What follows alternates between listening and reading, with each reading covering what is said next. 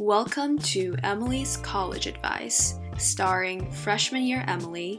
Here she comes, energetic and unjaded. Go Bears! And present time senior year Emily. She's wiser now and also wants to sleep.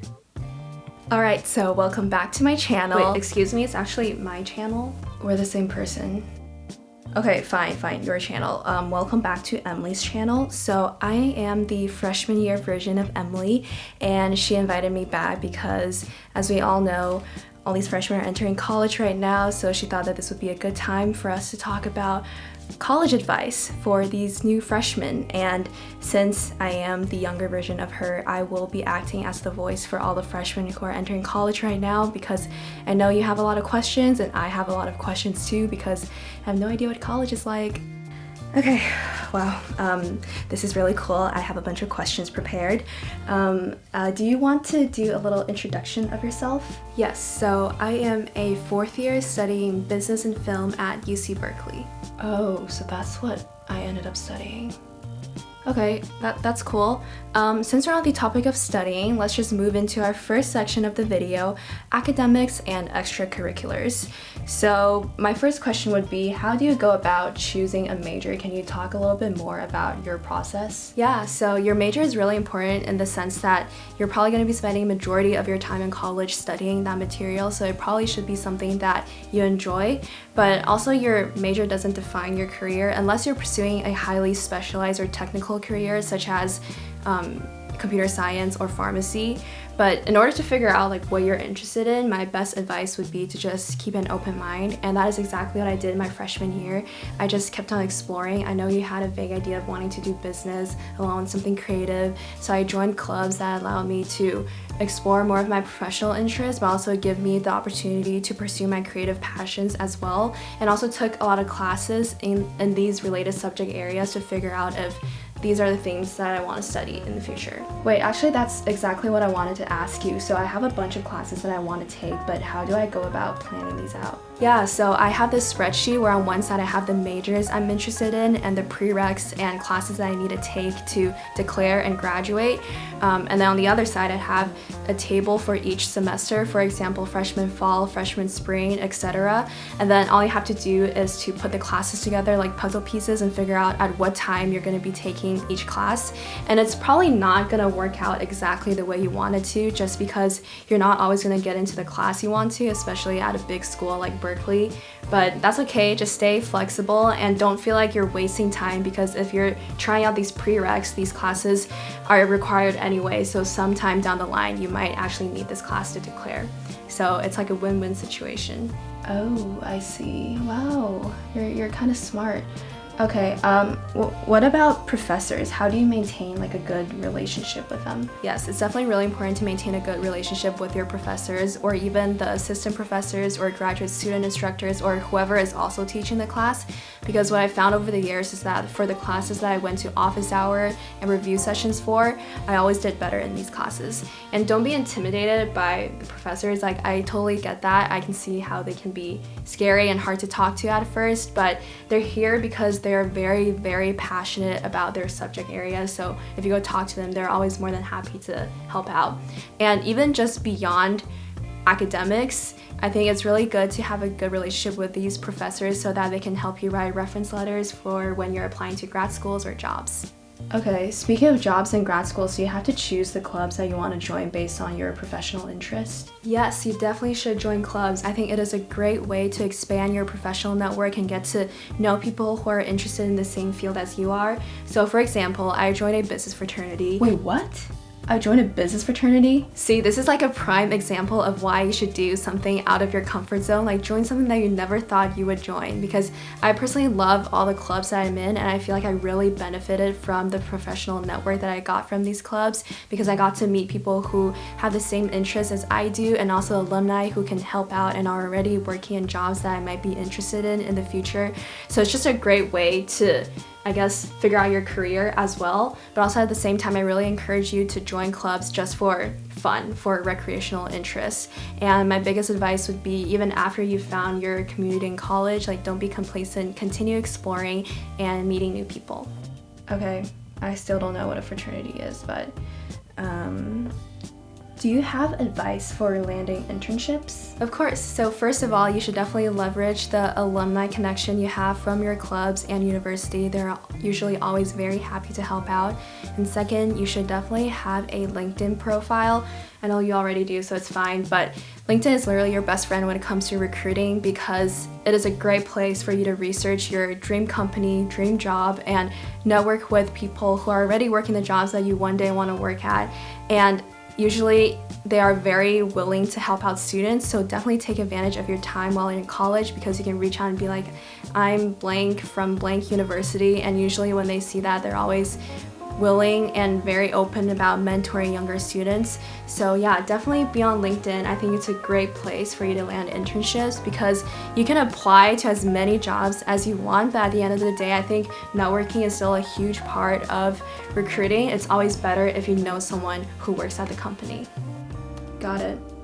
Okay, so now we're gonna move on to the second section of our video, social life. I'm super excited to be meeting new people.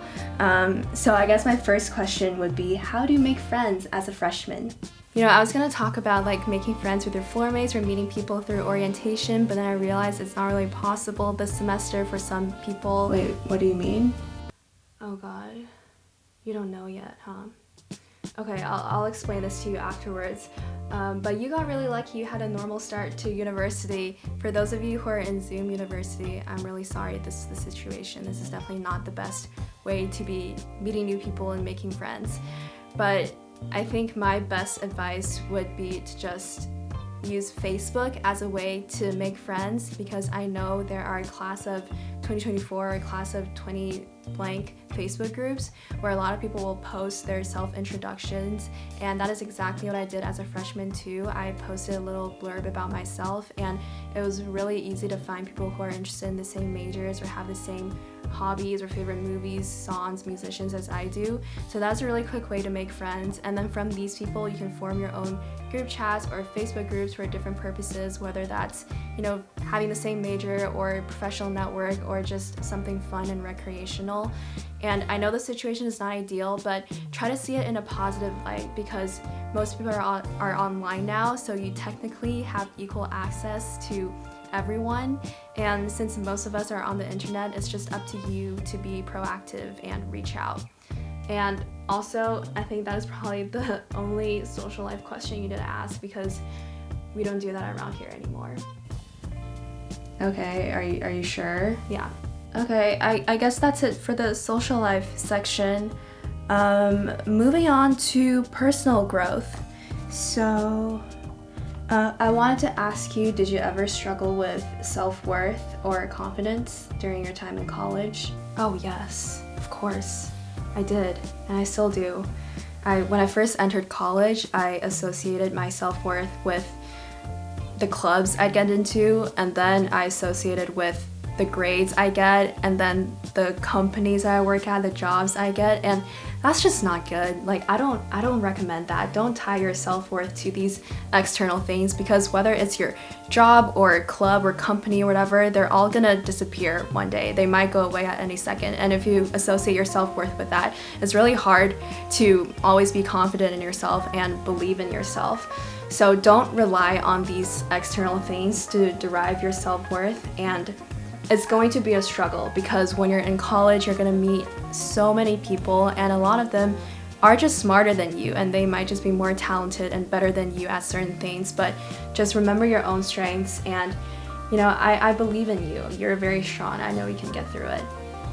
Cool. Thanks for believing in me. Do you have any regrets in college so far? I think my biggest regret would probably just be not branching out enough and meeting enough new people, because I think after I found my community in college, I just didn't make as much an effort to go out and make friends. Like, I would love to join more recreational clubs and just to develop random new hobbies and interests, because I think college is basically like a trial period before your actual adult life begins. So I think now is the time to just try whatever you want and meet new people. So I'd say my biggest regret is definitely not branching out enough. Wow, you got more outgoing over the years. That's chill. So Are you happy with where you are in life? Wait, you didn't tell me you were gonna ask that? Yeah, I know it's not on the script, but I just want to ask you. That's not fair! Why? I don't want to answer. Come on. No, I'm not answering. Don't talk to me. 干嘛？说呀。 I hate your brows. You're so immature. What? No, tell me. Don't talk to me. Tell me. Now I want to know. You're just a figment of my imagination. Why am I even talking to you? Please tell me. Please tell me. Okay, fine. I'll answer your question. I just didn't want to disappoint you. But to answer your question, no, I'm not happy yet. I am working on it. And I know you probably think that your senior year self will have everything figured out and have a solid plan for the future, but I hate to break it to you, I don't. And that's okay. I want to let you know that there is value in taking the time to explore and figuring out what you want, because I noticed you have this tendency of tying your happiness to the goals you achieve. And I remember you thought that, oh, if I get into this club, I'd be really happy. If I get into this business program, I'd be really happy. If I do this and that, I'd be really happy. And you've done all these things, but you're still not happy. So let's not tie our happiness and self-worth to these external goals. Like, these shouldn't be the only source that you derive your happiness from. It's not good for your mental health, and it's not good for anyone, really. So I just want to let you know that no matter what the future holds, you should be proud of everything that you are, regardless of what you've done in the past, and everything that you are should give you enough reason to be confident about the future. Okay, that was kind of wise. Thank you for your insight. I guess we'll end this video right here because Emily is getting too vulnerable over there and that makes me uncomfortable. Yeah, thank you guys for watching. I hope you found it helpful, and if you have any more questions about college, please just comment down below and Emily here will do all the work to answer it. And thank you guys so much for watching. I'll see you guys in my next video. Excuse me, it's actually my video. Okay, fine. You guys will see Emily in her video. All right, bye. Bye.